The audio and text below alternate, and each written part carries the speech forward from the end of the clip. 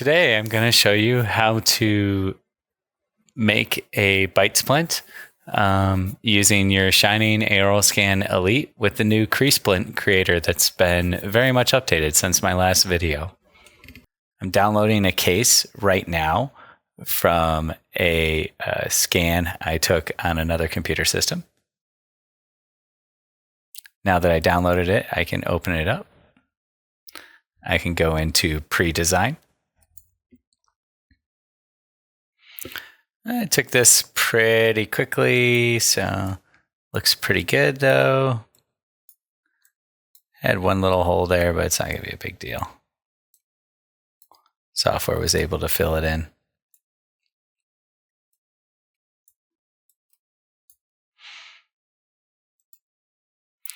We are going to click on CreSplint.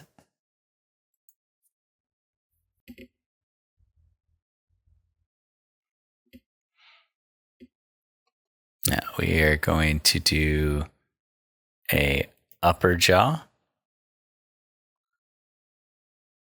splint.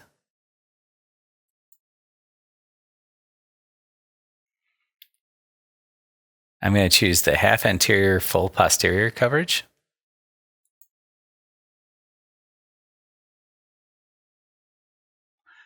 Now here is the spacer. This is how much room between your model and the teeth there will be. It's by default set to 0.03 millimeters. I'm going to take this up to 0.09. Then I'm going to hit auto generation.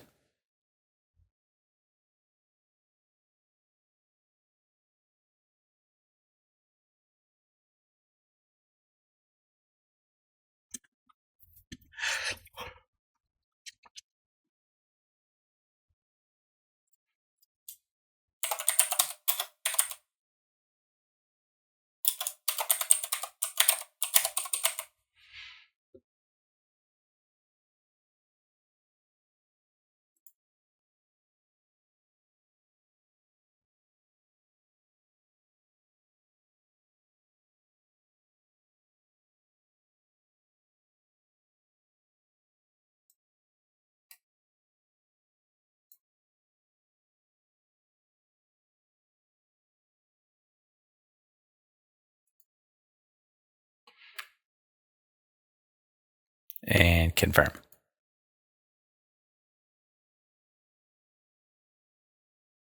Now I'm going to go to print.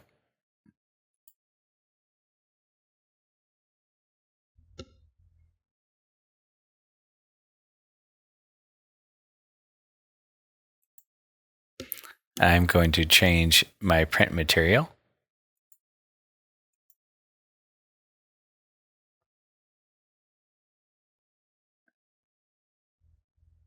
To CreSplint hard. Okay, I'm going to click save. And it's going to open up my printing software. I've made sure that I selected the correct material on my printer as well. If you don't have the material selected correctly on your printer, what happens when you send the print over is basically nothing will happen. So if you run into that issue, just go over to your printer and right on the very front of it, you'll see the name of the resin you're printing with. And just make sure it's the resin you chose in your printer software. All right, and you can see it already built all the guides for it. Now you could just print here. Now me personally, I like to finesse these guides a little bit. So I'm going to back out of this really quickly. Hit exit. And all I really want to do here is clear these supports. I'm going to select my model. Okay, clear the supports. Now all I'm doing is, me personally, I find these supports a little too big at the connector. And by making them a little smaller, I make my life a little easier when I have to clean the model. And I want to zoom in here Excellent. I want to make sure all the supports are not on the part of the model where obviously the teeth are going to go. Okay, now I'm going to click next. And I'm going to print.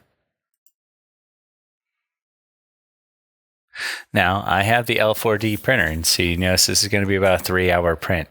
On the cell, this is likely to take half the time.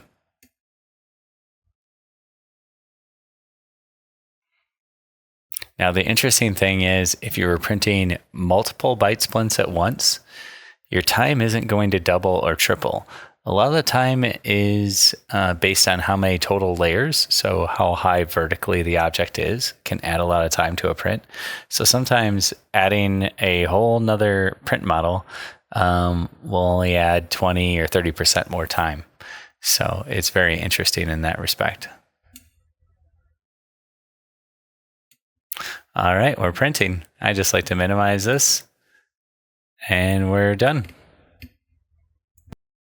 So now what we're gonna do is break off all of the connections on our model, all the bridging pieces that made it possible to print it. It's easiest just to do this with your fingers. You want to do this between the wash and the cure stage. Now it'll go on to cure and be done.